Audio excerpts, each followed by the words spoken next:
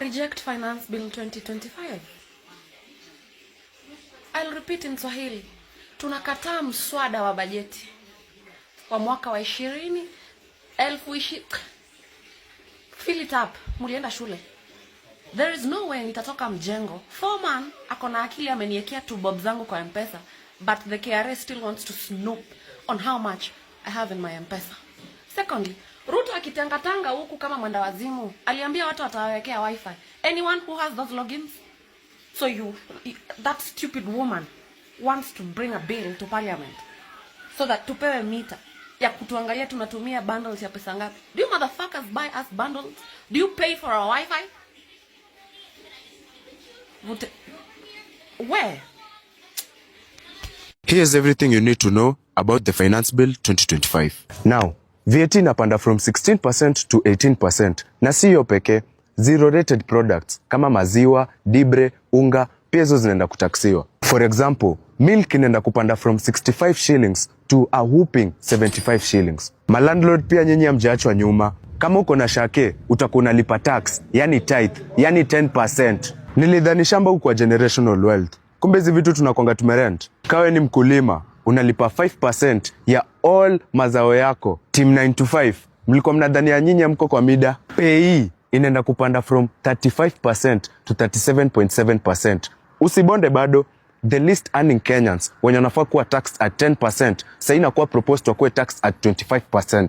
Na bado hujalipa SHA, SHIF, NHIF, sijui nini. Where does this all end? Sasa hakuna kuzaa in peace. Kama unataka kuzaa ama kuzalisha, jipange vilivyo. Unadhani nimemaliza? Ndo naingia Essence Arusha.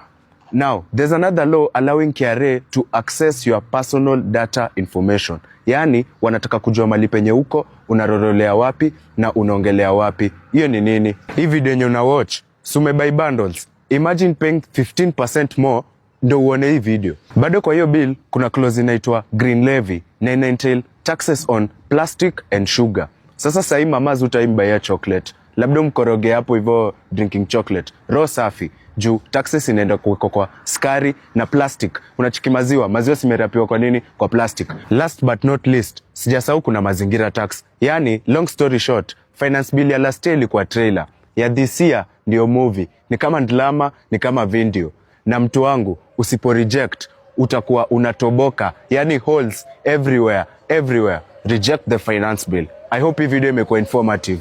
Hi guys. So, kama unalipa rent, kama wewe ni landlord, ama kama ulikuwa na plan kujenga, think twice. If the finance bill 2025 passes, kitakuramba. Kama unalipa rent mahali, either kwenye unaishi ama ume rent ka shop, pia kama wewe ni landlord uko na apartments, ama pia kama una own a property in an urban area, be it Nairobi, Eldoret, Kisumu, Nakuru, Mombasa.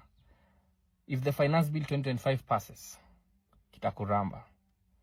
Hata wewe mwenye una nyumba, umerenti nyumba, unaishi kwa mtu, kitakuramba. Do you know how? The finance bill ikipita, kuna so many taxes zimeongezwa kwa already existing taxes, which means commodity prices, commodities za construction na rent and everything inaenda kupanda. Check my next video because I've detailed it na nime explain what's really happening. Oh yeah, cheki. Let's take a break from true crime and address the elephant in the room, the finance bill 2025. Masejo last year walikuja na finance bill ingine ilikuwa inakuja kutuumiza mbaya sana. Watu waka reject, ikaforce mpaka the president akaamua enyewe, let's do away with this. Hii ya 2025 inafanya ya 2024 inakaa ni kama ni trailer. The main event is here. Nakwambia ukitaka kuona, mimi nakwambia vitu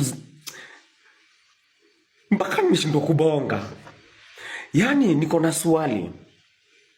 Kwani watu watawana aibu? Aibu tu. You already